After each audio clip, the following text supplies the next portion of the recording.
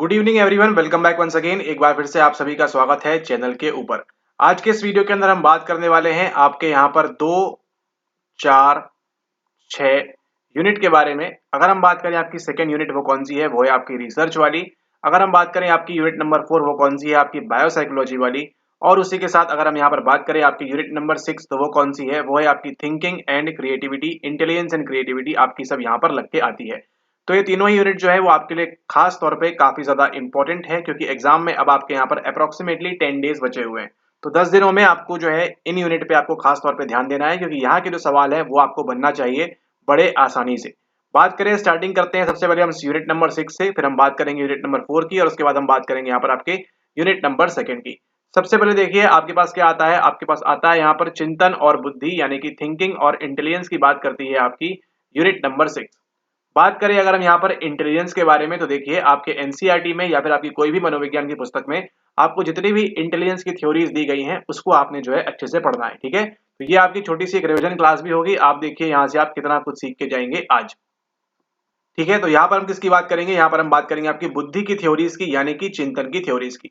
सबसे पहले अगर बात करें इंटेलिजेंस की, जो एक प्रमुख थ्योरी आपको सामने निकल के आती है वो किसके द्वारा आती है, वो निकल के आती है आपके स्पीयरमैन के द्वारा। ठीक है, ये नाम आपको जो है घोट के पी जाना है। स्पीयरमैन की जो थ्योरी है उसका नाम क्या है, उसका नाम है आपका यहाँ पर two factor theory of intelligence. ठीक है, उन्होंने बताया है आपको जी कारक के बारे में, एस कारक के बारे में। ठीक है, आपका जी फैक्टर एंड एस फैक्टर जो है होता है वो किसके द्वारा बताया गया है, आपको बताया गया है स्पीयरमैन के द्वारा। और आप देखिए हर एग्जाम में 100% अगर इंटेलिजेंस की, बुद्धि की थ्योरीज के बारे में सवाल आएगा तो एक नाम आपको वहां पर स्पीयरमैन भी देखने मिलता है, और यही नाम आपको जो है जून 2023 के अंदर भी पूछा गया था।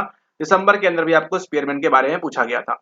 ठीक है, ओके, अगली जो हम बात करने वाले हैं वो किसके बारे में होगी, वो होगी आपकी यहाँ पर थर्स्टन। ठीक है, कंफ्यूज नहीं होना है। देखिए आपको निमोनिक भी बताया हुआ है वहां पर पीएमए वाला, उसको आप ध्यान रखेंगे। थर्स्टन की जो है वो कौन सी है, वो है आपकी प्राथमिक मानसिक एबिलिटी, प्राइमरी मेंटल एबिलिटीज के बारे में जो है वो बात करते हैं। ठीक है, तो थर्स्टन ने क्या बोला हुआ है, आपका इंटेलिजेंस किस प्रकार से है, एक प्रकार की प्राइमरी मेंटल एबिलिटीज की बात करता है। उसी के साथ एक और थ्योरी की अगर हम बात करें बहुत ही फेमस, वो कौन सी है, वो है आपकी यहाँ पर हॉवर्ड गार्डनर की आपकी जो है बहुबुद्धि का सिद्धांत, यानी कि मल्टीपल इंटेलिजेंस की बात करते हैं। ठीक है, ये भी आपको ध्यान रखना है, ये जो आपको बता रहे हैं मोस्ट इंपॉर्टेंट है। उसी के साथ साथ देखिए एक आपकी आ रही है यहाँ पर अभी काफी फेमस, वो है आपकी रॉबर्ट स्टर्नबर्ग की। इनका कौन सा है, इनका आपका ट्राई आर्किक थ्योरी है। इनकी कौन सी है, आपकी ट्राई आर्किक त्रिपाचीय सिद्धांत या त्रिचापीय सिद्धांत जैसा भी है, ये आपको पढ़ के जाना है, ये आपके लिए इंपॉर्टेंट है। इसमें प्रैक्टिकल होता है, कंटेक्चुअल होता है, एक्सपीरियंशियल होता है, किस प्रकार से होता है, ये सारा का सारा कहाँ पढ़ने मिलता है आपको, ये सारा का सारा पढ़ने मिलता है आपको यहाँ पर ट्रायर्किक थ्योरी के अंदर। ठीक है, तो कितनी थ्योरीज देख ली आपने, यहाँ पर 4 थ्योरीज तो आपने यहीं के यहीं देख ली। तो ये तो एकदम रट्टा मार के जाना है, आप ये लेक्चर देख रहे हैं मतलब रट्टा मार के जाना है कि ये थ्योरीज तो होती है चाहे दुनिया यहाँ की वहां हो जाए। ठीक है, अब ये देखिए नंबर कैसे कैसे आगे बढ़ता है। अगला जो बात करने वाले हैं वो किसके बारे में, वो है आपका पास मॉडल। पास मॉडल किसके द्वारा दिया गया है, आपके जेपी दास के द्वारा दिया गया है। ठीक है, जेपी दास, किर्बी और नागलिरी जो है उनके द्वारा दिया गया आपको 94 के अंदर पास मॉडल। और एक बात आपको ध्यान रखनी है, किसके नाम के ऊपर आधारित है, मतलब किसकी थ्योरी के ऊपर आधारित है, ये है आपके अलेक्जेंडर लूरिया के ऊपर। ठीक है, अलेक्जेंडर लूरिया का जो मॉडल था उनके ऊपर जो है यह आधारित है। तो बट ऑब्वियस सी बात है किसका मॉडल है, ये आपकी बुद्धि का मॉडल है, इंटेलिजेंस का मॉडल है। ठीक है, तो पास मॉडल को जैसे ही आपने पढ़ा तो आपके सामने एक और क्या याद आना चाहिए, आपको याद आना चाहिए यहाँ पर आर बी काटेल के बारे में। ठीक है, आर बी काटेल क्या बोलते हैं आपको, यहाँ पर ये बात करते हैं आपकी तरल बुद्धि और ठोस बुद्धि के बारे में, यानी कि फ्लूइड इंटेलिजेंस और क्रिस्टलाइज्ड इंटेलिजेंस के बारे में। दुनिया में केवल एक ही व्यक्ति ने बताया हुआ है आपको, और वो कौन है आपके, वो है आपके आर बी काटेल। ठीक है, और देखिए लोग महान होते हैं तो योगदान कितना होता है उनका हर भाषा में, मतलब हर अलग अलग चीजों में। यहाँ पे देखिए पर्सनैलिटी की बात कर रहे हैं। ठीक है, यहाँ सॉरी यहाँ पे किन की बात कर रहे हैं, इंटेलिजेंस की, लेकिन वही पढ़ते हैं आप 16 पर्सनैलिटी फैक्टर, वो भी ये चाचा ही नहीं दिया हुआ है आपके आरबी काटेल ने। ठीक है, तो ये भी आपको ध्यान रखना है इसके बारे में। खैर हम पर्सनैलिटी की बात नहीं करते हैं यहाँ पे, हम बात कर रहे हैं केवल इंटेलिजेंस के बारे में। ठीक है, और देखिए और क्या आपको सामने समझ में आ रहा है इंटेलिजेंस के बारे में, और कौन बात करते हैं, सोचिए जरा उसके बारे में, दिमाग दौड़ाइए। ठीक है, तो ये देखिए 4 ये हो गई, ये आपकी 2 हो गई, 5 और 6। ठीक है, तो 6 थ्योरीज तो आपकी अभी की अभी रेडी हो गई है, केवल आपने क्या करना है, इनको जाके रिवाइज करना है, पढ़ना है, और एग्जाम में आप इसको आराम से स्कोर कर पाएंगे। ठीक है, तो बताइए कहाँ है समस्या, समस्या कहीं नहीं है। अब देखिए 6 थ्योरीज है, तो मान के चलिए अगर मैच द फॉलोइंग में आपको देगा तो 6 में से एक तो फंसेगी कोई ना कोई, और उसके एक आधार के आधार पर आप जो है आंसर को सही सही निकाल लेंगे। ठीक है, और अगर 6 में से 6 बिल्कुल भी नहीं फंसी तो चारों की चारों उसको जो है एकदम नई वाली देनी होगी, और ये जो है उनके लिए काफी ज्यादा डिफिकल्ट होगा। तो इस हिसाब से आप देखिए अगर ये 6 थ्योरी भी आप मिनिमम पक्की करके जाते हैं तो और रिवाइज करके जाते हैं अच्छे से, तो देखिए आपका कोई भी नंबर लूज नहीं होगा। ठीक है, चलिए केवल अभी एक काम करते हैं, इसी के बेस पे हम जो है पीवाईक्यू सॉल्व करते हैं, ताकि आपको समझ में आएगा कि कम पढ़ना, प्रिसाइज पढ़ना, लेकिन जितना जरूरी है उतना पढ़ना कितना फायदेमंद रहता है। अब यहाँ पर देखिए, ये है आपके री एग्जाम का सवाल। निम्नलिखित में से कौन सी बात जेपी दास, अभी आपने क्या सुना, अभी आपने सुना जेपी दास का कौन सा मॉडल, पास मॉडल, और उनके सहयोगी द्वारा विकसित दास प्रारूप के बारे में सही है। ठीक है, तो यहाँ कुछ भी दिया हुआ है, लेकिन इसको जैसे ही आप अंग्रेजी में पढ़ेंगे आपको समझ में आ जाएगा यहाँ पर क्या पूछ रहे हैं। ठीक है, ये पूछना चाह रहे हैं आपसे पास के बारे में। ठीक है, ओके, तो ये देखिए इसके अंदर क्या क्या होती है। ये इसके अंदर आपकी योजना होती है, सतर्क भाव प्रबोधन होता है, सहकालिक और अनुक्रमिक प्रक्रमण होता है। अभी हमने आपको बताया ये 6 थ्योरीज को रिवाइज करना है, आपका काम खत्म हो जाएगा।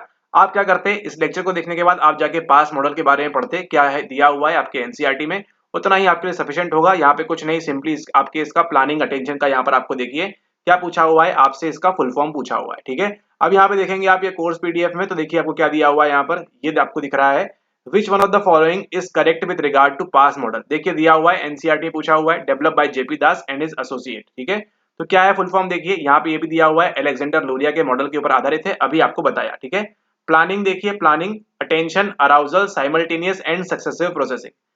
एनसीईआरटी में जाएंगे सेम टू सेम आपको ये लिखा हुआ दिखाई देगा, वहां पे आप इसको बड़े आराम से पढ़ लेंगे। ठीक है, तो क्या कर रहा है वो, आपसे पैटर्न समझ रहे हैं, यहाँ पर आपसे फुल फॉर्म भी पूछ लेगा। अब यहाँ पे देखिए VIA लिखा हुआ है, ये क्यों लिखा हुआ है, ये हम बात करेंगे जब हम बात करेंगे आपके यूनिट नंबर 10 के बारे में। इसी एग्जाम के अंदर इसका फुल फॉर्म भी पूछा गया था।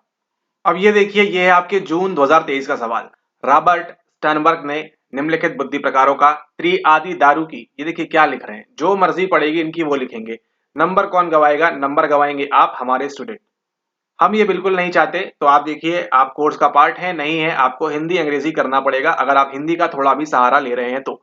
नहीं करेंगे 2 नंबर देखिए हंसते खेलते हुए आपके चले जाएंगे। अगर आप समय देखिए, यहाँ पे प्रश्न पढ़ना आसान है, लेकिन जब एग्जाम हॉल में रहेंगे तो ये त्रिआदि दारू की भी आपको लगेगा कि पता नहीं शायद किसी ने और कुछ ने दिया होगा और आप वहां पे गलत मार्क करके आएंगे।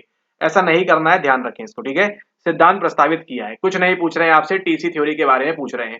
क्या क्या होता है उसके अंदर, आपका सर्जनात्मक, फिर क्या होता है विश्लेषणात्मक, और फिर क्या होता है आपका प्रायोगिक। ये जो प्रायोगिक वाला है ना, यही जो है जीवन में कमाल करता है। तो ACE इसका देखिए सही आंसर रहने वाला है। ठीक है, अभी आपको दिखाते हैं पीडीएफ में, तो आपको समझ में आएगा कि किस प्रकार से आपने जो है पढ़ाई करनी चाहिए। देखिए हमने केवल बताया है जितने थ्योरीज, 6 थ्योरीज, देखिए सवाल उसी से घूम फिर के आपसे पूछ रहे हैं।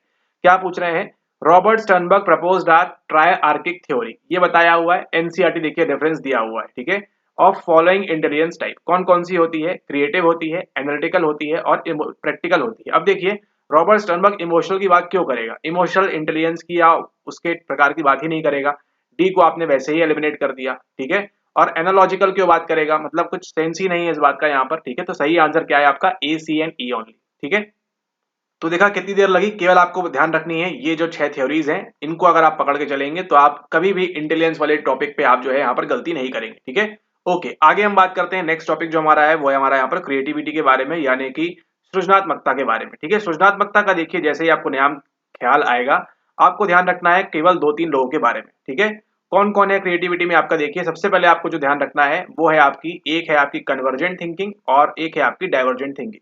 हम अपने मन से नहीं बोल रहे, ये देखिए आप पढ़ते नहीं है सीरियसली, ये कहाँ दिया हुआ है इसके बारे में, इसके बारे में सिंपली आपके एनसीईआरटी के बारे में दिया हुआ है। ठीक है, तो अगर आप एनसीईआरटी पढ़ते हैं तो बहुत अच्छी बात है, नहीं पढ़ते हैं तो कोई बात नहीं, लेक्चर देख लेते हैं, उससे भी आपको फायदा मिलेगा। ठीक है, तो गिलफर्ड जो है सबसे पहले बात करते हैं आपकी कन्वर्जेंट टाइप ऑफ थिंकिंग के बारे में और डाइवर्जेंट थिंकिंग के बारे में। तो ये जो आपकी डाइवर्जेंट वाली है, इसी का संबंध किससे होता है, आपकी क्रिएटिविटी से होता है। ठीक है, इसी का संबंध किससे होता है, आपकी सृजनात्मकता से होता है, यानी कि आपको कैसा होना चाहिए, आपको एक डाइवर्जेंट थिंकर होना चाहिए। आपको यहाँ पर एक अभिसारी और अपसारी चिंतन बोलते हैं, तो आपको किस प्रकार का होना चाहिए, एक अपसारी चिंतनकार आपको यहाँ पर होना चाहिए। ठीक है, ताकि आप नोवेल नोवेल आइडियाज, नए नए चीजों के बारे में आप वहां पर सोच सके, ना कि कन्वर्जेंट केवल एक ही चीज पढ़ रहे हैं और उसी को हो जाएगा। ठीक है, ऐसा नहीं करना, पढ़ रहे इन द सेंस एक ही चीज को आप एक ही तरह से इस्तेमाल करेंगे, उसकी यहाँ पर बात हो रही है। ठीक है, और यही देखिए आगे जाके कंसेप्ट आपको लिंक अगर आप करेंगे तो यही लिंक होता है आपके फंक्शनल फिक्सड से। ठीक है, खैर वो यहाँ पे बात नहीं करेंगे उसकी, हम आगे बात करेंगे आगे के लेक्चर्स में, लेकिन ये जो नाम है आपको ध्यान रखना है किसके अंदर, क्रिएटिविटी के अंदर। ठीक है, ओके, उसके बाद हम बात करें, देखिए एक और आपको जो ध्यान रखना है वो है आपके वालास एंड कोगाल का मॉडल। ठीक है, कई बार आपको देखिए यहाँ पे पूछा जाता है, कई वलास लिखते हैं कई वालास लिखते हैं,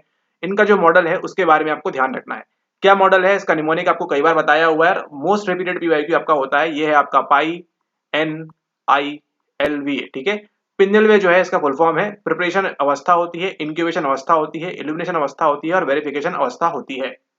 ठीक है, तो इसको आप हिंदी में रटे, अंग्रेजी में रटे। अंग्रेजी में आई गेस कंपैरेटिवली आसान है। तो प्रिपरेशन यानी कि प्रिपेयर, तैयारी करना, फिर आपका इंक्यूबेशन, फिर आपका इल्यूमिनेशन एंड देन फिर आपका जो आता है वो है वेरिफिकेशन। बस इतना ही तो करना है आपको। ये 4 स्टेप्स अगर आप रट जाएंगे तो आप देखिए दिसंबर का सवाल निकाल लेंगे, जून का सवाल निकाल लेंगे, जब भी सवाल आएगा आपका इससे संबंधित आपका सवाल निकल जाएगा। अभी रिसेंटली बात करें, देखिए आपको पूछा गया था एक सवाल, वो किसके बारे में था? वो था आपका टॉरेंस के बारे में। ठीक है, टॉरेंस जो है इन्होंने भी ये बात की है किसके बारे में? इसके बारे में बात की है आपकी सृजनात्मकता के बारे में, यानी कि क्रिएटिविटी के बारे में। ठीक है, तो इसके अंदर क्या समझ में आता है आपको? इसके अंदर समझ में आता है इनका जो निमोनिक है वो है आपका FFOE। ठीक है, हम तो ऐसे ही पढ़ाते हैं बच्चों को, खाली खाली निमोनिक पढ़ाइए और उसी के आधार पे आपके सारे सवाल निकल जाएंगे। ये क्या है आपका? फ्लुएंसी के, ये फ्लेक्सिबिलिटी के लिए है, ये ओरिजिनलिटी के लिए और ये आपका इलेबोरेशन के लिए है। इस बार के एग्जाम में आप देखेंगे आपको कई ऑप्शन दिए थे, केवल एक लास्ट ऑप्शन दिया था किसके बारे में? आपको दिया था यहाँ पर वेरिफिकेशन के बारे में। ठीक है, तो जैसे ही आपने वेरिफिकेशन देखा, जैसे ही आपने यहाँ पर ये चीज देखी, आपके दिमाग में क्या है? तुरंत करंट दौड़ना चाहिए कि नहीं, ये आंसर हो ही नहीं सकता। आंसर क्यों नहीं? क्योंकि ये किसका मॉडल है? ये है आपके वलास का मॉडल। ठीक है, वलास का मॉडल है, लेकिन यहाँ पर आप जो है टॉरेंस के बारे में आप कैसे कह सकते हैं इस चीज को? तो क्या कर देंगे आप? वेरिफिकेशन को वहां सही मार्क कर देंगे उस उत्तर में। ये देखिए यहाँ पर जो आपको बता रहा है वही लिखा हुआ है सामने आपकी स्क्रीन के ऊपर भी। ठीक है, which one of the following is not a component of creativity according to Torrance? Creativity किसने दी है? टॉरेंस ने दी है। टीटीसीटी का निमोनिक क्या है? FFOE है। FFOE, F E चल गया, A चलिए यहाँ पर आ गया और क्या बच गया? वेरिफिकेशन। ठीक है, आप कंफ्यूज हो गए किसके बीच में? शीर्षकों की अमूर्तता और सत्यापन या प्रमाणीकरण के बीच आप जो है थर्ड एंड फोर्थ के बीच आप कंफ्यूज हो गए हैं। अब जब आपको समझ में नहीं आ रहा है भैया कि क्या होगा, तो आपको ये तो मालूम है लेकिन कि वेरिफिकेशन जो है वो तो किसका है? वालाचन कोगान का है। पिन्निलवे में आएगा आपका यहाँ पर। PYQ आपका सीधा सीधा रिपीट हो रहा है। आप ही नहीं पढ़ेंगे तो बताइए कैसे काम चलेगा? ठीक है, ये किसके द्वारा दिया गया है? आपको वालास के द्वारा यहाँ दिया हुआ है। तो वेरिफिकेशन तो किसी कीमत पर नहीं होगा। टॉरेंस क्यों बोलेगा जो और किसी ने यहाँ पर बोला हुआ है? ठीक है, तो ये तीनों चीजें हो सकता है हो, आपको नहीं मालूम वो अलग बात है, लेकिन वेरिफिकेशन तो नहीं होगा, ये बात आपको मालूम है गारंटी से। आप सत्यापन या प्रमाणीकरण को मार्क करेंगे और आप पाएंगे कि आपको 2 नंबर हंसते खेलते हुए वहां पर मिल गए हैं। ठीक है, तो इसके साथ हमने यहाँ रिवाइज किया क्विकली आपकी यूनिट नंबर 6 को। अब जो हम बात करने वाले हैं अगली, वो है आपकी यहाँ per unit number 4। Unit number 4 में जैसे ही आप घुसते हैं, आपको सबसे पहले किसके बारे में पढ़ना है? आपको पढ़ना है यहाँ पर न्यूरॉन के बारे में। सारा कुछ आपके एनसीईआरटी में दिया हुआ है, अच्छे से अगर आप पढ़ेंगे तो। इस प्रकार से बनता है आपका न्यूरॉन। न्यूरॉन के अंदर आपका ये जो है आपका एक्सॉन है, यहाँ पर आपके बटन होते हैं, इसके अंदर आपका जो है न्यूरो ट्रांसमीटर फंसा हुआ होता है। सिग्नल आएगा आएगा आएगा, इसको उड़ा देगा, ये यहाँ पे फैल जाएगा। यहाँ पे आपका जो लगा हुआ है नया वाला रिसेप्टर साइट्स यहाँ लगी हुई है, इसमें इंसर्ट होगा यहाँ से। फिर अब ये डिपेंड करता है कि अगर यहाँ से जो न्यूरोट्रांसमीटर है अगर वो एक्साइटेटरी हुआ तो क्या करेगा? इसको यहाँ आगे जनरेट करा देगा और आगे सूचना जाएगी। लेकिन अगर वो इनहिबिटरी हुआ, इस प्रकार से जाएगा, तो क्या होगा? वो यहाँ पे आगे मैसेज नहीं पहुंच पाएगा। वास्तविकता में आपका जो न्यूरोट्रांसमीटर है वो उत्तेजक या फिर जो है अउत्तेजक यानी कि एक्साइटेटरी और इनहिबिटरी नहीं होता। वास्तविकता में जो आपका साइनेप्स होता है, यहाँ पे जो गैप होता है, सिनेप्टिक क्लेफ्ट होता है, ये आपका एक्साइटेटरी या वो होता है, इनहिबिटरी होता है। ठीक है, लेकिन यहाँ पे उतना डिटेल में जरूरत नहीं जाने की आपको। यहाँ पर आप ये समझिए कि यहाँ पर क्या होगा? एक्शन पोटेंशियल जनरेट होता है। ये कहाँ से होता है? पॉइंट से सवाल आपको बना देगा किसी ने दिन। एक्सॉन हिलॉक्स से। कहाँ से होता है आपके? ये आपके एक्सॉन हिलॉक्स से जनरेट स्टार्ट होता है और ये +30 -75 -70 इस प्रकार से होते हुए आगे जाता है और आगे आपके पहुंचता है टर्मिनल बटन के पास और वहां से जो है आपको छोड़ देता है उस चीज को जिसको आप कहते हैं न्यूरोट्रांसमीटर। अलग अलग प्रकार के होते हैं। सबसे पहले कौन सा न्यूरोट्रांसमीटर पाया गया था? वो पाया गया था आपका एसिटिल कोलिन। उसी के साथ साथ सेरोटोनिन भी आपका होता है। ठीक है, और भी कई सारे आपके ग्लूटामेट भी होते हैं। ग्लूटामेट किसमें मदद करता है? आपकी सिनेप्टिक प्लास्टिसिटी में मदद करता है। ठीक है, और भी कई सारे आपके न्यूरोट्रांसमीटर्स होते हैं, उनको आपने ऑलरेडी पढ़ा हुआ है। तो इसको क्या करना है आपने? इसने आपने रिवाइज करना है। अभी देखिए फैशन में एक न्यूरो ट्रांसमीटर चल रहा है जिसका नाम क्या है? जिसका नाम है आपके गावा। गावा का फुल फॉर्म क्या है? Gamma amino butyric acid. ये मेजरली कैसा होता है? ये मेजरली आपका इनहिबिटरी होता है। ठीक है, इसका काम क्या है? इनहिबिट करना यानी कि रोकना। इसका काम क्या है? इनहिबिट करना यानी कि रोकना। इसका काम क्या है? इनहिबिट करना या रोकना। ठीक है, एक्साइट करेगा मतलब उत्तेजित करेगा अगले वाले न्यूरॉन को, और इनहिबिट मतलब रोकेगा अगले वाले न्यूरॉन को। ठीक है, तो ये बात आप समझ गए, तो आपका जो है आधी प्रॉब्लम यहीं पर सॉल्व हो जाएगी। अब हम बात करेंगे आपकी जो रेस्टिंग अवस्था होती है वो कितनी होती है? वो होती है आपकी यहाँ पर -70 मिलीवोल्ट। थ्रेशोल्ड कितने पे रहता है? -55 पे रहेगा, कहीं 50 लिखा होगा, चला लेंगे काम उससे। यहाँ पे जो आपका जनरेट होता है वो कितने पे होता है? +30 मिलीवोल्ट पे होता है। ऐसे आएगा और यहाँ से आपका फिर ये इस प्रकार से, यहाँ नहीं, ये ऐसे जाके ऐसे ऐसे ऐसे बनता है। ठीक है, फिर यहाँ पे आ जाएगा वापस अपनी अवस्था के अंदर, ये वाली लाइन के अंदर। ठीक है, ओके, तो यहाँ पे जो आपको देखने मिलता है वो कहते हैं, हम कौन सा पीरियड कहते हैं? उसको हम कहते हैं एब्सोल्यूट रिफ्रैक्टरी पीरियड। यानी कि अब यहाँ पे जो ये वाला न्यूरॉन है, पॉइंट है, वो फिर से एक्साइट या उसमें फिर से एक्शन पोटेंशियल, वहां पे जो क्रिया विभव है वो जनरेट नहीं हो सकता। ठीक है, इसको हम क्या बोलते हैं, इसको हम बोलते हैं एब्सोल्यूट। और अगला वाला जो आता है यहाँ वाला, उसको हम क्या बोलते हैं, उसको हम बोलते हैं रिलेटिव। ठीक है, रिलेटिव में क्या होता है, थोड़ा सा अगर उसको स्टिमुलस की जो इंटेंसिटी है, जो बाहर से जो आना चाहिए प्रभाव, वो क्या होगा, वो हमको तेज करना पड़ेगा। ठीक है, अगर जो अगला वाला स्टिमुलस की इंटेंसिटी आ रही है, अगर वो तेज नहीं रहेगी तो आपका मतलब आप जो है उसको नहीं करेंगे, जो न्यूरॉन है उसको एक्शन नहीं ले पाएगा उसके ऊपर। ठीक है, मतलब मान के चलिए आप कोई हॉरर मूवी देख रहे हैं और हॉरर मूवी में एकदम से क्या है, दरवाजा की ऐसे करते हुए आवाज करते हुए खुलता है। ठीक है, तो यहाँ पे आप एक बार तो डर गए। ठीक है, आप एक बार तो डर गए यहाँ पर, लेकिन अब वो क्या हुआ, वो तो डर गए, आप डर रहे हैं यहाँ पर। ठीक है, लेकिन अब ये वाला जो डर था आपका, इससे ऊंचा आपको डराने के लिए अब क्या चाहिए, ये जो आप मूवी देख रहे हैं इसमें और भी ज्यादा डरावना सीन आना चाहिए। ऊपर से कोई चाकू फेंक के मार रहा है या कुछ अलग साउंड आ रहा है, तो क्या चाहिए, उसकी जो इंटेंसिटी है वो और हाई होनी चाहिए यहाँ पर। ठीक है, तभी आप डरेंगे, एल्स आपका ये जो डर है ये वाला कंटिन्यू चल रहा है। ठीक है, ऐसा नहीं कि आप डरे और 2 मिनट में नॉर्मल आप हो जाते हैं। ठीक है, थोड़ी सी आपकी सांसें तेज हो जाती हैं, थोड़ा सा आप डरते हैं, पसीने आते हैं, इस प्रकार की चीजें आपके साथ यहाँ पर होती होंगी। लेकिन अगर आपको फिर से अगली बार डरना है तो क्या चाहिए, उसकी जो इंटेंसिटी है वो यहाँ पर आपको हाई चाहिए होगी। उसी को हम क्या बोलते हैं, उसको हम बोलते हैं relative refractory period. Relative refractory period. ठीक है, तो ये दोनों चीजें आप ध्यान रखेंगे, रिलेटिव रिफ्रैक्टरी पीरियड और एब्सोल्यूट रिफ्रैक्टरी पीरियड, दोनों ही चीजें आपको जो है यहाँ पर ध्यान रखनी है। और रेस्टिंग स्टेट में कितना होता है, -70 पे पहुंचेगा। एक्शन पोटेंशियल जनरेट कितने पे होता है, +30 पे होता है। और जो आपका थ्रेशोल्ड है वो कितने पे रहेगा, -55 मिली वोल्ट पे आपका यहाँ पर ये रहता है। ठीक है, ओके। इसके बाद देखिए हम बात करेंगे आपके सीएनएस के बारे में। ये क्या होता है आपका केंद्रीय तंत्रिका तंत्र, यानी कि सेंट्रल नर्वस सिस्टम। इसके आप दो बाजू निकाल देंगे। दो बाजू कौन कौन से हैं, एक पहला हो गया आपका यहाँ पर पीएनएस। ठीक है, नहीं यहाँ कहाँ पीएनएस आ गया, लेक्चर काफी हो गए हैं आज। यहाँ पर देखिए, यहाँ पर क्या बनेगा आपका, यहाँ पर बनेगा आपका पहले ब्रेन। ठीक है, और ये क्या है, ये आपका दूसरा स्पाइनल कॉर्ड। अब देखिए स्पाइनल कॉर्ड से आपको रिसेंटली सवाल बनाया गया था, बताते हैं अभी, फटाक से आप इसको खींच लीजिएगा दिमाग में फोटो। तो देखिए ब्रेन जो है आपका, यहाँ पर ब्रेन है और आपका स्पाइनल कॉर्ड है। ब्रेन में क्या रहेंगी आपकी, यहाँ पर क्रेनियल नर्व्स रहेंगी, यहाँ पे आपकी स्पाइनल नर्व्स चलती रहेंगी। ठीक है, ओके।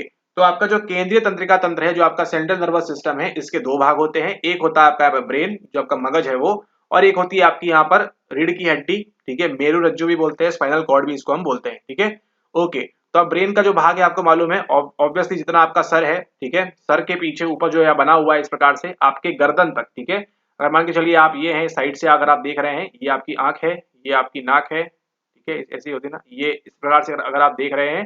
ठीक है, तो ये जो जितना भाग है ये वाला, ठीक है, यहाँ तक का, ठीक है, यहाँ तक का जो भाग है आपका, ये क्या आएगा, ये पूरा आपके ब्रेन में कवर होगा। इसी को हम बोलते हैं frontal lobe, parietal lobe, occipital lobe, और यहाँ पर आपका टेम्पोरल लोब। ठीक है, अब यहाँ से जो कहानी स्टार्ट होती है वो किसकी होती है, ये होती है आपकी स्पाइनल कॉर्ड की। ठीक है, तो आपके सीएनएस में है कितना मामला, सीएनएस में आपके केवल इतना मामला है। जो आप पीला वाला दिख रहा है ना, ये ही आपका सीएनएस है, ये आपका ब्रेन हो गया और ये आपका स्पाइनल कॉर्ड हो जाएगा। ठीक है, और आपको पहले लेक्चर्स में बताया हुआ है एटलस और एक्सिस के बारे में। अब ये जो आप देख रहे हैं स्पाइनल कॉर्ड, कभी अगर आपने किसी का बड़े बुजुर्ग का आपने एक्सरे देखा हो, तो अगर रीढ़ की हड्डी का, तो समझ में आएगा आपको अलग अलग यहाँ पर डिविजन्स होते हैं। ठीक है, तो ऊपर से नीचे के ऑर्डर में बात करेंगे। सबसे पहले कौन सा आएगा आपका, आएगा सर्वाइकल, फिर आएगा आपका यहाँ पर थोरसिक वाला, फिर आएगा आपका यहाँ पर लुम्बार वाला, और फिर यहाँ पर आपका आएगा सेक्राल वाला। ठीक है, सर्वाइकल, थोरसिक, लुम्बार और सेक्राल, ये आपको ऑर्डर ध्यान रखना है। इसके आधार पे आप जो है सवाल को सॉल्व कर पाएंगे। ठीक है, तो आप देखिएगा, आपको एक सवाल पूछा गया था, इनको आपको जो है ऑर्डर में अरेंज करना है। ठीक है, तो कैसे आएगा, सबसे पहले आपका आएगा सर्वाइकल रीजन, सर्वाइकल, फिर आएगा आपका यहाँ पर थोरसेक वाला, फिर आएगा आपका यहाँ पर लुम्बार वाला, और फिर आपका आएगा यहाँ पर कौन सा, आपका आएगा सेक्राल वाला। ठीक है, अब सवाल में ध्यान दीजिएगा क्या पूछ रहा है, वो पूछ रहा है वो नीचे से आपके हिप एरिया से ऊपर ब्रेन तक पूछ रहा है, या फिर ब्रेन से नीचे आपके हिप एरिया या लेग तक आपको यहाँ पर पूछ रहा है, उसके अकॉर्डिंगली आप यहाँ पर जमाएंगे। ठीक है, अगर ऐसे पूछ रहा है तो CTLS सही ऑर्डर है, और उल्टा पूछेगा तो SLTC, इस प्रकार से आप यहाँ पर कर देंगे। ठीक है, ओके। तो यहाँ पर हमने के बारे में किसके बात की, हमने यहाँ पर बारे में बात किसके की, हमने देखी सिंटेक्स ये होता है, और सिंटेक्स आपको जो पढ़ना है भाषा के अंदर। ठीक है, ओके, वो भी आपके यूनिट नंबर 6 का पार्ट है। खैर यहाँ देखिए, यहाँ पे हमने बात की ब्रेन के बारे में। अब जितना भी आप यहाँ पे देख रहे हैं, पूरा भंडारा यहाँ पर जो आप देख रहे हैं, ये आपकी जो वाली अवस्था है, अवस्था नहीं सॉरी, ये जो आपकी नर्व्स है यहाँ पे, ये किसके बारे में बात करती हैं, ये बात करती हैं आपकी पेरिफेरल नर्वस सिस्टम के बारे में। ठीक है, आपके हाथ में जो नसें हैं, आपके जो पाँव में नसें हैं, वे सब किसकी बात हो रही है, ये आपकी बात हो रही है आपके पेरिफेरल नर्वस सिस्टम के बारे में। इतना सोचिए, आपके दिमाग की जो नस है और आपकी रीढ़ की हड्डियों की जो नस है, वो केवल किसका काम करेगी, वो केवल केंद्रीय तंत्रिका तंत्र का काम करती है, सॉरी सेंट्रल नर्वस सिस्टम के अंदर आती है। ठीक है, और आपके हाथ में, शोल्डर में, एल्बो में जो भी ऐसे नसें जा रही हैं आपकी मेजरली, वो सब कौन सी नसें हैं, ऐसा समझिए, नसें से आप नर्व से ऐसा समझिए, वो सब कौन सी है, वो सब आपकी पेरिफेरल वाले में है। ठीक है, तभी देखिए आपको क्या होता है, मतलब आपकी बॉडी कितनी सेंसिटिव है समझ में आएगा आपको। देखिए कि जब भी देखिए आपके पैरों में चोट लगती है, हाथ में लगती है, कंधे में लगती है, यहाँ वहां लगती है, ठीक है आप ठीक हो जाएंगे, ठीक है माना आपको जो है ठीक हो जाएंगे, लेकिन जब दिमाग में आपके असर पड़ेगा और जब रीढ़ की हड्डी टूटती है तो उसका बनना मुश्किल होता है कि नहीं? बताइए, आप खुद सोचिए। आपने भी देखा होगा ना, किसी का अगर दिमाग खुल गया तो वो उसको बनना मतलब रिपेयरिंग में काफी समय लगता है और वो पॉसिबल आसानी से नहीं होता। ठीक उसी प्रकार से आपके स्पाइनल कॉर्ड के अंदर भी ये होता है, लेकिन पेरिफेरल में ऐसा है, काम आपका चल जाता है। ठीक है, ओके। अब हम बात करेंगे आपके पेरिफेरल नर्वस सिस्टम के बारे में। ये आपके लिए इंपॉर्टेंट है और उसी के आधार पे हम सॉल्व करेंगे आपके 2021 का एक सवाल भी। ठीक है, ओके। तो पेरिफेरल नर्वस सिस्टम में देखिए दो प्रकार के न्यूरॉन होते हैं आपके। एक होते हैं आपके कौन से, एक होते हैं आपके मोटर न्यूरॉन और एक आपके होते हैं कौन से, एक आपके होते हैं यहाँ पर सेंसरी न्यूरॉन। ठीक है, अब सेंसरी वाले क्या काम करेंगे, ये जो भी सूचना आपके सेंसरी ऑर्गन्स हैं, आंख हो गई आपकी, आपकी जो नोज है वो हो गई, आपकी जो जीवा है माउथ वो हो गया, और आपके जो ईयर हैं, ठीक है वो हो गए, और आपका जो टच है, आपका जो आपकी बॉडी है, बॉडी पार्ट है, ये हो गया। यहाँ से जो भी जानकारी जा रही है वो कहाँ से जाएगी, वो कहाँ से होती हुई जाएगी, वो जाएगी आपके सेंसरी नर्व, सेंसरी न्यूरॉन्स जो है वो लेके जाएंगे कहाँ पर, वो लेके जाएंगे आपके ब्रेन के पास। अब ब्रेन क्या है, आपके सीएनएस का पार्ट है। ठीक है, ओके, ये आपके सीएनएस में पहुंच गई जानकारी यहाँ पर। अब देखिए क्या होगा, यहाँ से जो जानकारी आएगी वो कौन लेके आएंगी, वो ये मोटर भाई साहब लेके आएंगे और बोलेंगे कि ठीक है अब जो है कान बंद कर लो, साउंड जो है बहुत लाउड होने वाला है। ठीक है, या फिर आप जो है अपना हाथ वहां से हटा लो क्योंकि जो है तवा काफी गर्म है, या फिर आप जो है नाक बंद कर लो, काफी बदबू या काफी अच्छी खुशबू वहां पर नहीं आ रही है। ठीक है, या फिर अब इसको जो है नहीं खाना है, इसके अंदर नमक बहुत ज्यादा है। ठीक है, आपने देखिए कोई भी आपने डिश खाई उसमें नमक ज्यादा है, समझ में कैसे आता है? देखिए, आपने कुछ भी खाया, आपने अपनी टिप पे कहाँ रखते हैं, आप यहाँ पर रखते हैं, टंग के ऊपर यहाँ पर रखते हैं, जैसे ही आपने रखा ये एक्टिवेट हो जाता है, क्योंकि देखिए टंग तो आपके सीएनएस का पार्ट है कि नहीं है, नहीं है। ठीक है, ओके। अब ये सेंसरी ऑर्गन जो है आपका यहाँ पर, ठीक है यहाँ रखा, अब ये जो सेंसरी न्यूरॉन है क्या करेगा, फटाक से भेजेगा आपके ब्रेन के पास, चलो चलो काम करो, और ये ब्रेन क्या बोलेगा मोटर न्यूरॉन को, जी वहां से हटाओ, नमक इसमें काफी ज्यादा है, मजा नहीं आएगा बिल्कुल खाने में, खाना बहुत ही बकवास बना हुआ है या अच्छा नहीं बना हुआ है या फिर आपके खाने लायक नहीं है। ठीक है, तो ये समझ में कैसे आएगा किस किस का काम करना जरूरी है, सेंसरी न्यूरॉन का और यहाँ पर आपके मोटर न्यूरॉन का। ठीक है, दोनों का काम करना है जरूरी है, लेकिन इन दोनों के साथ एक और चीज यहाँ पर होती है कि आपके स्पाइनल कॉर्ड में एक कॉलम होता है जहां पर आपको क्या मिलते हैं, जहां पर आपको मिलते हैं यहाँ पर इंटर न्यूरॉन्स। क्या मिलते हैं वहां पर? आपको मिलते हैं इंटर न्यूरॉन्स। अब देखिए, मान के चलिए आपकी जान को खतरा है, ठीक है, कोई तलवार लेके आपके पीछे आ रहा है, ठीक है, आपको तुरंत आपकी गर्दन में समझ में आ गया कि आपको जो है क्या हो रहा है, यहाँ पर किसी ने कोई धारदार वस्तु यहाँ पर आ रही है। तो अब ये इतना टाइम नहीं होगा यहाँ पर कि ये सेंसरी न्यूरॉन जो है कहाँ पे जाएगा, आपके ब्रेन के पास जाएगा और बोलेगा कि आप मुंडी हटाओ, और फिर आपका जो मोटर न्यूरॉन है वहां से मुंडी हटाएगा। इतना समय नहीं होगा, आपकी मुंडी तब तक अलग हो जाएगी। ठीक है, ओके, तो काफी वायलेंस वाला एग्जांपल है यहाँ पर, लेकिन फिर भी ठीक है। अब क्या होगा, ये जो सेंसरी न्यूरॉन है फटाक से कहाँ भेजेगा, इंटर न्यूरॉन के पास। यहाँ से मोटर वाला उठ के बोलेगा मुंडी हटाओ, आपकी मुंडी बच जाएगी और तलवार जो है ऊपर से वहां से निकल जाएगी आपकी गर्दन के ऊपर से। ठीक है, तो कई बार हमको क्या होता है, इस प्रकार के क्विक एक्शन लेने होते हैं, तब आप देखिएगा यहाँ पर इंटर न्यूरॉन्स जो है आपको यहाँ पर मदद करते हैं, ये सब सिग्नलिंग के लिए, और आप जो है बच जाते हैं। ठीक है, ओके। अब ये सेंसरी न्यूरॉन और मोटर न्यूरॉन की कहानी समझ गए, इंटर न्यूरॉन की कहानी भी आप समझ गए। अब यहाँ पे देखिए दो प्रकार की नर्व्स होती हैं, एक बोलते हैं इसको एफरेंट और एक बोलते हैं आपकी एफरेंट, ईफेरेंट। ठीक है, अब देखिए छोटा सा कंसेप्ट है, सिंपल सा कंसेप्ट है, समझाएंगे फटाक से समझ में आ जाएगा, जीवन में कभी गलती नहीं करेंगे आप। ठीक है, सोर्स क्या लेना है, सोर्स लेना है केवल आपको अपना ब्रेन। ठीक है, ब्रेन को सोर्स पकड़ के चलेंगे तो कभी भी कंफ्यूज आप नहीं होंगे, ब्रेन में क्या जा रहा है, ब्रेन में क्या घुस रहा है, ब्रेन में क्या एंटर हो रहा है, और ब्रेन से क्या बाहर निकल रहा है, ब्रेन से क्या एग्जिट हो रहा है, और ब्रेन के बाहर क्या जा रहा है, इतना आपको ध्यान रखना है। ठीक है, ओके। अब यहाँ पे देखिए सवाल है आपके 2021 का, विच of the following nerves carry the sensory messages from skin, I and year. आंख से क्या जो देख रहे हो, कानों से जो सुन रहे हो, और स्किन से जो टच कर रहे हो, वो जो मैसेज है टू सेंट्रल नर्वस सिस्टम। सवाल देखिए डिफिकल्ट क्यों होता है, क्योंकि आप वहां पे प्रोसेस नहीं कर पाते हैं जल्दी जल्दी। क्या लिखा हुआ है, टू सेंट्रल नर्वस सिस्टम।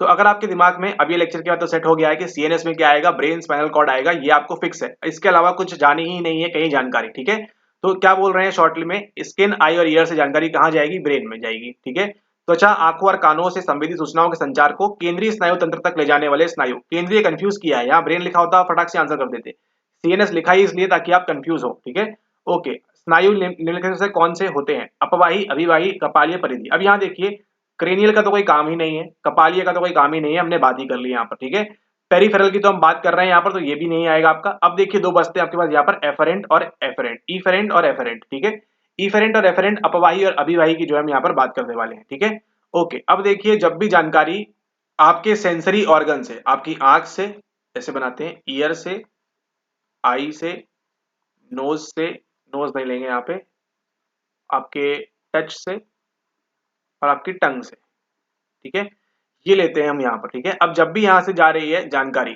जानकारी कान से जा रही है, आंख से जा रही है, टच से जा रही है, टंग से जा रही है, कहाँ पर, आपके ब्रेन के पास में, ठीक है, ब्रेन के पास में जानकारी जा रही है। तो जब भी ये जानकारी लेके जाएगा जो भी, तो उसको हम क्या बोलेंगे, उसको हम बोलेंगे हमारी एफरेंट नर्व। क्या बोलेंगे हम उसको, हम बोलेंगे एफरेंट नर्व। आई होप आपको आंसर तो बन ही गया होगा यहाँ पर, ठीक है। ओके, अब इंटरेस्टिंग बात क्या है, देखिए ये काम किसका है, सेंसरी न्यूरॉन्स वाले काम कर रहे हैं यहाँ पर, ठीक है। संवेदना को लेके जा रहे हैं ब्रेन के पास, मस्तिष्क के पास तक, ठीक है। मस्तिष्क काफी देर बाद बोला है, ठीक है, ये समझ में आ गया आपको। ओके, अब यहाँ पर देखिए की क्या की ये कि जब ब्रेन सिग्नल करेगा इनको, ईयर कान बंद करो, आंख आंख बंद करो, टच वहां से अपनी गर्दन हटाओ, और टंग की नमक बहुत ज्यादा है अब मत खाओ। तो ये जो सिग्नल आ रहा है इसको हम क्या बोलेंगे, इन नर्व्स को हम क्या बोलते हैं, इनको हम बोलते हैं इफेरेंट नर्व्स, ठीक है, इफेरेंट नर्व्स। अगर कभी आप सिनेमा हॉल गए हो तो देखिए एक चीज दिखाते हैं। तो यहाँ पर देखिए, मान के चलिए आपने बहुत बढ़िया सी मूवी देखी और अब क्या करने वाले हैं, अब आप एग्जिट करने वाले हैं गाड़ी पार्किंग के लिए। तो कभी ना कभी अगर आप गए हो तो समझ में आएगा। देखिए ये जो एग्जिट है, ठीक है, ये जो एग्जिट है इसको आपने ध्यान रखना है, ठीक है। अब ये सिनेमा हॉल को आप समझ लीजिए, क्या ये सिनेमा हॉल को समझ लीजिए आप यहाँ पर ब्रेन। क्या समझेंगे, ये सिनेमा हॉल को आपने समझ लिया ब्रेन। आपने जो भी देखा अब उसको जाके बाहर क्या करने वाले हैं, आप इंप्लीमेंट करने वाले हैं। मान के चलिए आप हमारा लेक्चर देख लिए सिनेमा हॉल के अंदर बैठ के, ठीक है। अब इसको क्या करेंगे, एग्जाम के अंदर जाके आप इसको एलिमेंट नहीं सॉरी इंप्लीमेंट करने वाले हैं, ठीक है। यानी ब्रेन में जो भी जानकारी आई है इसको क्या करेंगे, इसको अब आप एग्जिट होकर जो है, एग्जिट होकर जो है क्या करेंगे, इसको परफॉर्मेंस आप देंगे बाहर जाकर, ठीक है। तो इसी एग्जिट से आपको ध्यान रखना है कि ब्रेन से जब भी सूचना एग्जिट होगी उसको हम क्या बोलेंगे, इफेरेंट बोलेंगे, ठीक है।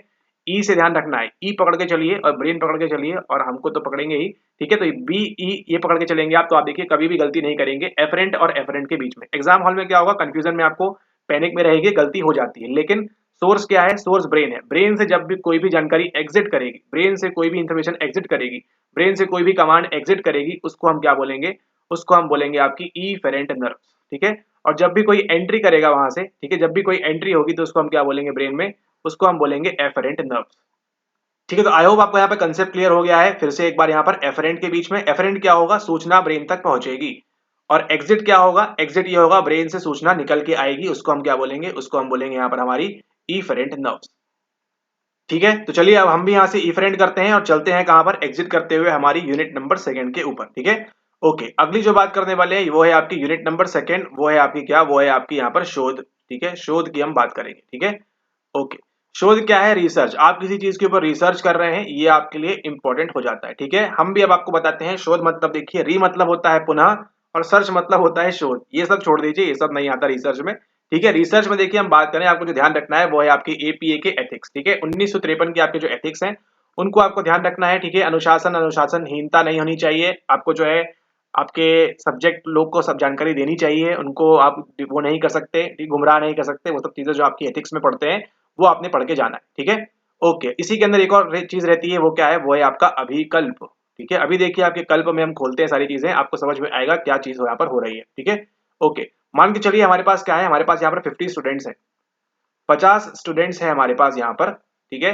और 50 स्टूडेंट्स को हम क्या कर रहे हैं, हमको चेक करना है। हमारे पास 5 प्रकार की चॉकलेट है, हमारे पास क्या है, हमारे पास 5 प्रकार की चॉकलेट है, और हमको चेक करना है यहाँ पर कि ये 50 स्टूडेंट के मेमोरी में क्या फर्क पड़ेगा, ठीक है। तो बताइए हम यहाँ पर इंडिपेंडेंट वेरिएबल कौन सा होगा, इंडिपेंडेंट वेरिएबल होगा हमारे पास ये जो चॉकलेट है 5 ये वाली, क्योंकि इसको हम क्या कर रहे हैं, मैनिपुलेट कर रहे हैं। किसी एक को ये वाली देंगे, किसी दूसरे को वो वाली देंगे, किसी तीसरे को वो वाली देंगे, चौथे को वो वाली, और पांचवे को वो वाली, ठीक है। अब डिपेंडेंट वेरिएबल क्या होगा हमारा यहाँ पर, मेमोरी होगा, बहुत ऑब्वियस सी बात है। इंडिपेंडेंट को हम क्या कर सकते हैं, मैनिपुलेट कर सकते हैं, ध्यान रखिएगा डिपेंडेंट को हम कभी भी मैनिपुलेट नहीं कर पाएंगे, ठीक है।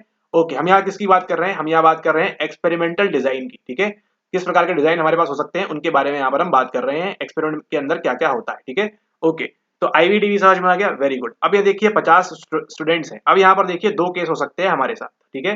हमारी इच्छा है 2 केस करने की, तो 2 केस यहाँ पर हो सकते हैं। या तो हम क्या करें, या तो हम देखिए 1 तारीख को चॉकलेट 1 दें, 5 तारीख को चॉकलेट 2 दें, 10 तारीख को चॉकलेट नंबर 3 दें, 15 तारीख को चॉकलेट नंबर क्या करें, चौथी दें, और 20 तारीख को क्या करें हम यहाँ पर चॉकलेट नंबर 5 दें, ठीक है। और यहाँ पे संख्या कितनी है हमारे पास, संख्या हमारे पास 50 ही है, यानी जो हमारे पास 50 स्टूडेंट्स हैं उनको ही हम यहाँ पर क्या कर रहे हैं, उनको ही हम यहाँ पर ये चीजें दे रहे हैं, ठीक है। सेम 50 स्टूडेंट को हम 1 तारीख को इकट्ठा 50 लिए ये दी, इकट्ठा 50 लिए ये वाली दिए, इकट्ठा 50 लिए ये वाली, इकट्ठा और इकट्ठा इकट्ठा इकट्ठा, ठीक है।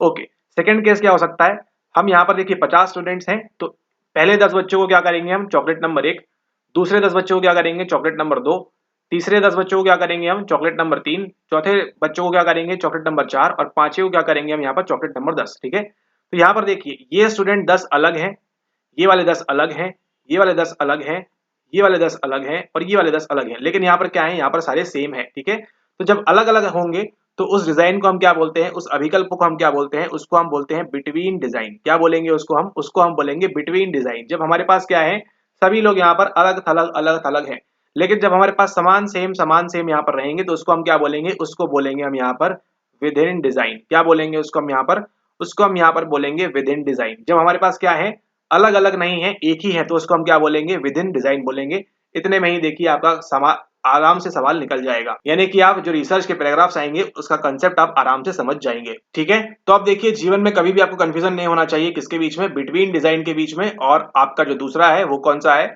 वो है आपका विद इन डिजाइन। ठीक है, विद इन डिजाइन में क्या होगा, आपके पास जो सब्जेक्ट है, आपके पास जो प्रयोज्य है, वो क्या रहेंगे, वो लिमिटेड रहेंगे, सॉरी नॉट लिमिटेड, मतलब उनकी संख्या फिक्स रहेगी। ठीक है, मतलब 20 लोग को ही आप क्या करेंगे, 20 लोग को ही आप अलग अलग ट्रीटमेंट कंडीशन में डाल रहे हैं। क्या कर रहे हैं, सेम 20 लोगों को अलग अलग ट्रीटमेंट कंडीशन में आप डाल रहे हैं। तो जो आप समस्या आती है आपको विद इन डिजाइन के बीच में और बिटवीन डिजाइन के बीच में, वही यही रहती है, आप ये नहीं समझ पाते कि सब्जेक्ट को अलग अलग ट्रीटमेंट मिल रहा है या एक ही मिल रहा है। ठीक है, क्या सभी सब्जेक्ट को एक ही चॉकलेट दी जा रही है या सब सब्जेक्ट को अलग अलग दी जा रही है, वो यहाँ फर्क करता है। ठीक है, तो ये विद इन वाला हो गया। बिटवीन में क्या होगा, प्रयोज्य आपके अलग अलग रहेंगे, यानी 20 बच्चे चॉकलेट नंबर 1 खाएंगे, दूसरे 20 बच्चे चॉकलेट नंबर 2 खाएंगे, तीसरे 20 बच्चे यहाँ पर चॉकलेट नंबर 3 खाएंगे। ठीक है, यानी कि यहाँ पर जो बच्चों की संख्या है वो कितनी रहेगी, total n is equals to कितना रहेगा, यहाँ पर 60 रहेगा, लेकिन यहाँ पे n कितना रहेगा, n आपका स्टैटिक रहेगा 20। ठीक है, ये फर्क हो जाता है आपका विद इन डिजाइन के बीच में और आपके बिटवीन डिजाइन के बीच में। ठीक है, ऑल राइट।